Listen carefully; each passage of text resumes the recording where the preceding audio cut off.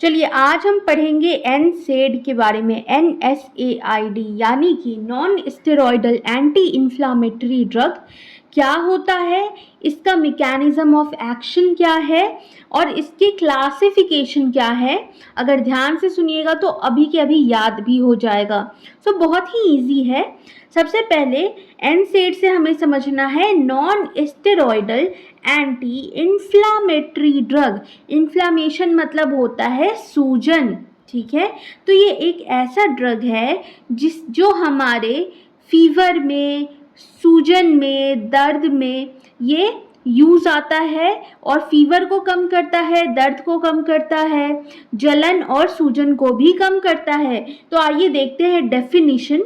तो डेफिनेशन है NSAIDs are the drug which are use to reduce inflammation, fever, pain and in the body and do not contain steroidal ring in their chemical structure। ठीक है, इसके chemical structure में कोई भी आपको steroidal ring नहीं मिलेगा, तभी इसका नाम है non steroidal anti inflammatory drug. Clear? चलिए देखते हैं इसके क्लासिफिकेशन पे। ये दो ग्रुप में डिवाइडेड होता है। एक होता है नॉन सिलेक्टिव कॉक्स इनहिबिटर, दूसरा होता है selective COX 2 inhibitor.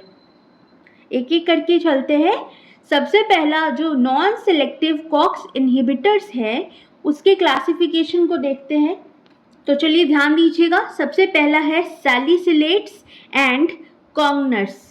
Salicylate and कॉन्गनर्स में है सैलिसिलेट्स, एस्पिरिन, सोडियम सैलिसिलेट या फिर सैलिसिलिक एसिड। दूसरा है para amino phenol derivative. Para amino phenol derivative में है पैरासीटामोल। तीसरा है पैराजोलोन डेरिवेटिव। पैराजोलोन डेरिवेटिव में है अमीनोपिरिन, एंटीपायरिन, फिनाइल ब्यूटाजोन। ठीक है। चौथा है मिसलेनियस।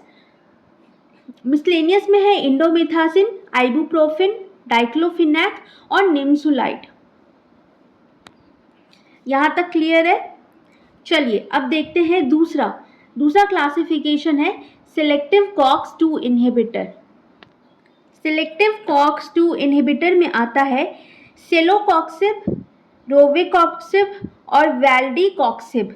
सेलेकॉक्सिब, रोफिकॉक्सिब और वैल्डीकॉक्सिब। ठीक है। अब बात करते हैं NSAID की यूज कहाँ कहाँ है।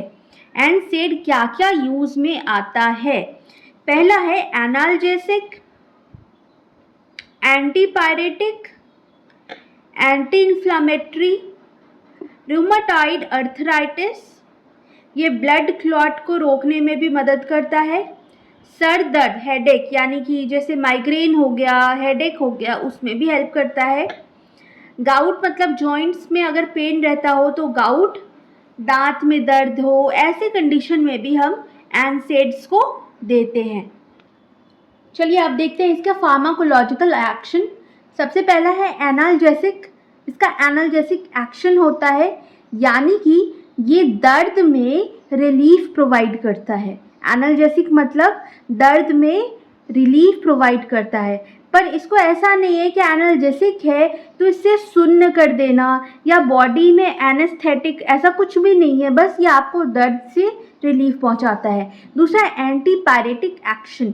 जब बुखार होता है तो ऐसी कंडीशन में एंटीपायरेटिक एक्शन का काम करता है।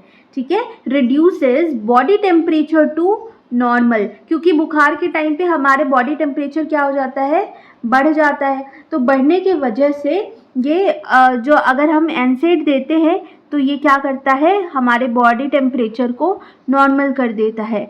अब दूसरी चीज़ है कि जब भी बुखार होता है फीवर के कंडीशन में, जैसे जैसे फीवर बढ़ता है तो वैसे वैसे ही प्रोस्टाग्लैंडिन भी बढ़ने लगता है। प्रोस्टाग्लैंडिन की सिंथेसिस ज़्यादा होने लगती है। तो जब हम NSAID देते हैं तो ये क्योंकि बुखार कम कर रहा है, बॉडी टेम्परेचर नॉर्मल हो रहा है, सो ऐसे केस में प्रोस्टाग्लैंडिन सिंथेसिस भी रोक दी जाती है। उससे कम होने लगता है और फीवर भी कम होने लगता है। Hope it is clear. तीसरा है इन्फ्लामेटरी एक्शन। इन्फ्लामेटरी एक्शन मतलब सूजन, है ना।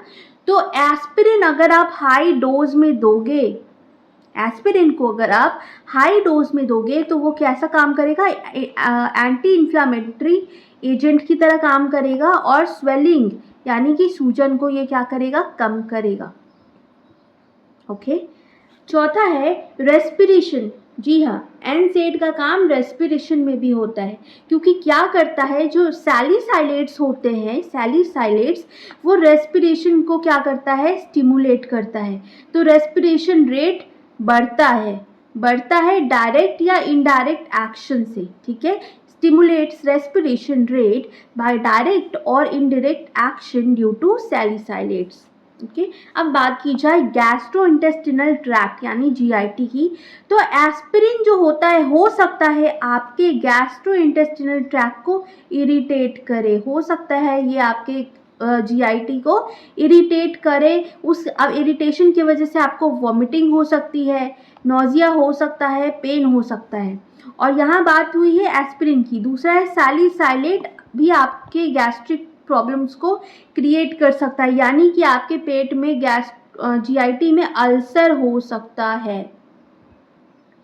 ऐसा नहीं है सिर्फ एक्शन है, इसका रिएक्शन भी है, ठीक है। अब बात करते हैं लोकल एक्शन पे। लोकल यानी कि व्हाट, लोकल यानी कि स्किन के ऊपर, है ना। तो मिथाइल सैलिसिलेट जो होता है वो काउंटर इरिटेंट और रूबिफेशिएंट एक्शन प्रोड्यूस करता है। सिंपल अगर बताऊँ तो पेन जो है, पेन यानी दर्द और सूजन को हमारे टिश्यू में ये क्या करता है, कम करता है। हमारे टिश्यू यानी स्किन के ऊपर इसको सप्रेस करता है, कम करता है। नाउ लास्ट है किडनी। किडनी पे एनसेड का क्या होता है।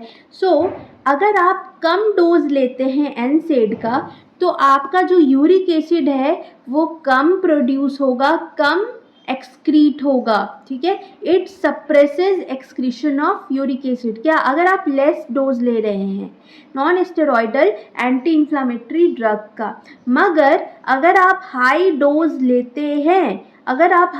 लेते हैं तो यूरिक एसिड का जो एक्सक्रीशन है वो बढ़ जाएगा। तो आई होप आपका एनसेड वो कंप्लीट हो गया है और आपको अच्छे से समझ में आ गई है इसकी क्लासिफिकेशन और फार्माकोलॉजिकल एक्शन। ऐसी वीडियो देखते रहिए और चैनल को लाइक सब्सक्राइब ज़रूर कर दीजिएगा।